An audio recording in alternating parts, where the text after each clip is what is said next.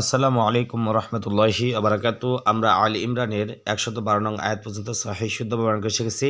এবার আমরা 113 নং আয়াত সহিহ শুদ্ধভাবে বানান করে শিখবো ইনশাআল্লাহ। আর আপনি যদি আমার চ্যানেল নতুন হয়ে থাকেন অবশ্যই আমার চ্যানেল সাবস্ক্রাইব করে লাইক করে দেবেন। আউযু বিল্লাহি মিনাশ শাইতানির রাজীম। বিসমিল্লাহির রহমানির রহিম। লাইসু সাওয়াআম। লামিয়া জবর লাই, ইয়ার উপর জজম রয়েছে, জজমওয়ালা হরফ ডান দিকে হরকতের সঙ্গে একত্রে রাখবে, মিলে পড়তে হয়, মনে রাখবেন। লাই, সিন অপে সু, পেশের বাম পাশে জজমওয়ালা ওয়াও একালিফ টান, তাহলে বলবো লাই সু, এগুলো মনে রাখবেন। পেশের বাম পাশে জজমওয়ালা ওয়া থাকলে সেখানে একালিফ টেনে পড়তে হয়, তাহলে বলবো লাই সু। সিন জবর সা, ওয়ালি জবর ওয়া, মাদ্দে মুত্তাসিল চারিলিফ টান।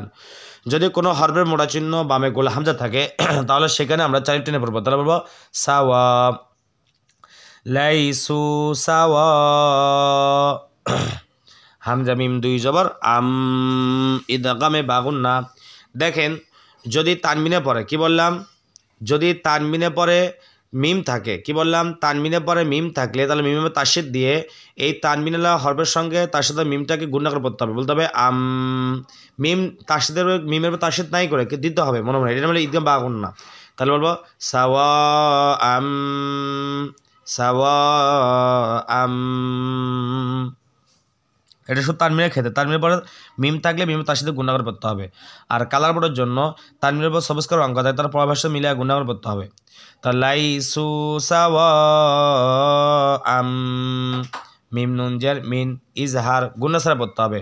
নুন সাকিনের পরে হামজা রয়েছে, যদি নুন সাকিনের পরে হামজা থাকে তা নুন সাকিনটাকে গুণা ছাড়া পড়তে হয়, তাহলে বলবো সাওয়া আম, মিম নুন জের মিন, সাওয়া আম মিন।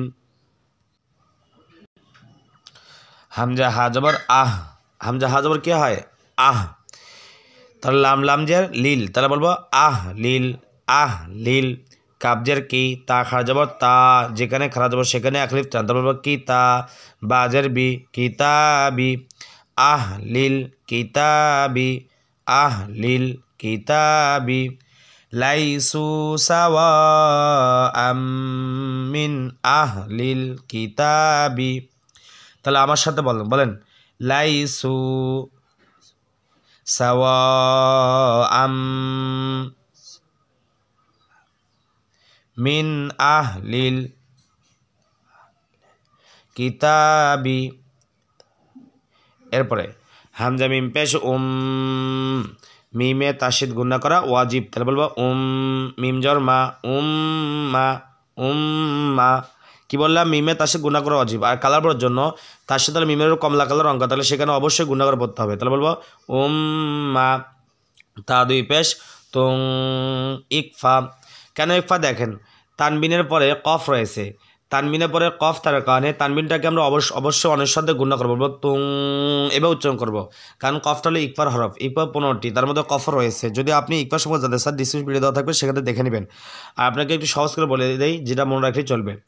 যদি তানবিনের পরে হামজা হা আইন হা গাইন খ, এই 6 হরফের কোনো একটা হরফ থাকে, সেক্ষেত্রে তানবিনটাকে আমরা অনেক সাজ ছাড়া পড়বো, গুণা ছাড়া পড়বো, তাহলে বলবো তা দুই পেশতুন, এভাবে পড়তাম যদি এখানে 6 কোনো একটা হরফ থাকতো, কিন্তু এখানে নাই, হামজা হা আইন হা গাইন খ 6 কোনো একটা হরফ নাই, সেক্ষেত্রে অনেক সাথে গুণা করবে, এতটুকু মনে রাখলেই চলবে। আর কালার বোর্ডের জন্য তানবিনের উপর নীল কালার অঙ্ক থাকলে সেখানে অবশ্যই গুণা করে পড়তে হবে, বলবো মাতুং। কফালি জর ক, মাদ্দে মুত্তাসিল চারিলিফ টান, যদি কোনো ভাবে মোড়া চিহ্ন বামে গোল হামজা থাকে তাহলে সেখানে চারিলিফ টেনে পড়তে হবে। মাতুং ক, হামজাদের ই, মিম জর মা, ইমা। তা ইয়া দুই পেশ তুই, ইদগামে বাগুন না। কেন ইদগা বাগুন না, তানমিনে পরে তার সাথে ইয়া থাকলে সেখানে অবশ্যই মিলিয়ে গুণা করে পড়তে হবে, বলতে হবে তুই। আর কালার বোর্ডের জন্য তানবির সবুজ করে অঙ্ক থাকলে তার পরামর্শ মিলিয়ে গুণা করে পড়তে হবে।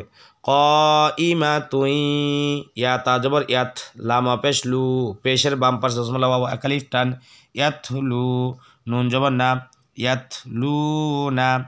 ক ইমা তুই ইয়াত লু না। হামজা খারা জবর আ, ইয়া খারা জবর ইয়া, আয়া।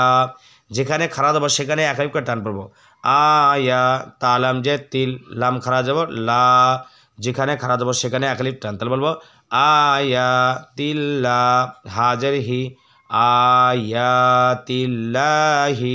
ইয়াতলুনা আয়াতিল্লাহি উম্মাতুন কাইমাতুন ইয়াতলুনা আয়াতিল্লাহি হামজা খারা জবর আ যেখানে খারা জবর সেখানে এক আলিফ টান নুনের জন্য না মাদ্দে মুত্তাসিল 4 আলিফ টান যদি কোনো হরফে মোটা চিহ্ন বামে গোল হামজা থাকে তাহলে সেখানে আমরা 4 আলিফ টেনে পড়বো তাহলে বলবো আনা আনা হামজা যা লামকে দেবে হামজা লাম জবর আল আনা আল লামিয়া জবর লাই লাম জল্লি লাইলি আনা আল লাইলি আমার সাথে বলবেন উম্মাতুন কাইমাতুন ইয়াতলুনা আয়াতিল্লাহি আনা আল-লাইলি। এরপরে ওয়াউজর ওয়া হামিম পেশ হুম ওয়া হুম ইয়াসিন জবর ইয়াস ওয়া হুম ইয়াস জিম পেশ জু ইয়াস জু দাল পেশ দু পেশের বাম পাশ জজমলা ওয়া এক আলিফ টান তাহলে ইয়াস জুদু নুন জবর না ওয়া হুম ইয়াস জুদু না এখন তো অক্ফ করে নুন সাকিন দিয়ে 2 টাকা 3 লাইন টেনে পড়বো না মাদ্দে আরসি তাহলে বলবো ওয়া হুম ইয়াস জুদুন আমার সাথে বলেন ওয়া হুম ইয়াস জুদুন। তাহলে আপনি বুঝতে পারলে কীভাবে পড়তে হবে। যদি আপনার কাছে ভিডিওটি ভালো লাগে থাকে তো অবশ্যই আমার চ্যানেল সাবস্ক্রাইব করে লাইক করে দেবেন। আসসালামু আলাইকুম রহমতুল্লাহি ওয়া বারাকাতুহু।